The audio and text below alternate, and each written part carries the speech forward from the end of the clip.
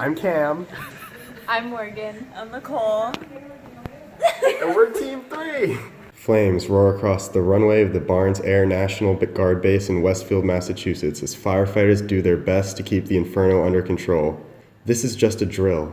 However, the firefighters did not know that practicing for disaster could create a whole problem of its own. The particular firefighting foam used at the Barnes Air Base included a group of chemicals known as PFAS. PFAS was used in training exercises at the base from approximately the early 1960s to 1987. Then it was used for emergencies from 1987 to the present. The base lies above the Barnes Aquifer, which supplies much of Westfield's drinking water supply. The foam soaked into the soil and contaminated Westfield's water supply. Since the issue gained public attention, the wells which have been contaminated have been shut off.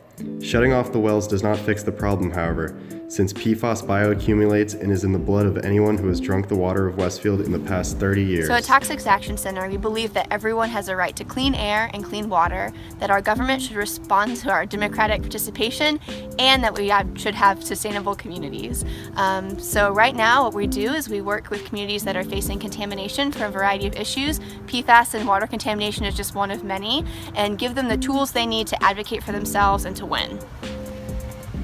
So PFAS has been linked to all sorts of health conditions, from kidney disorders, ulcerative colitis, cancer, and more. And it's really important that anyone who's been exposed to PFAS, especially if they've been drinking this contaminant their whole lives, know what their body has been burdened and how it's been impacted, so they can know to watch for these conditions when they're taking care of their bodies and their health in the future.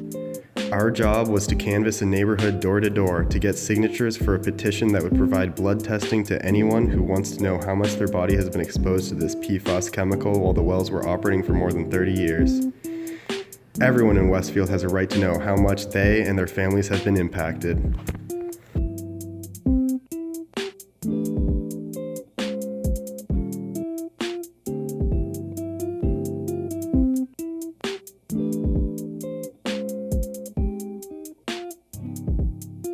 I came out to volunteer today because I'm in an environmental justice class in my college. And one of the things our professor has really encouraged us to do is to connect the theory we're learning in the classroom to tangible action in the community.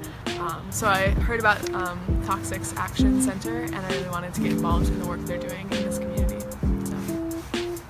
And I've been working with Toxics Action Center because I've been learning more about environmental justice, as Sabine said, and how environmental injustice happens more frequently to low-income communities, and this is a situation in which I think that people need to be more aware of what's happening in their communities and have access to the help and the care that they need in order to make sure that their bodies are safe from the chemicals that have been just sort of dumped on them. So.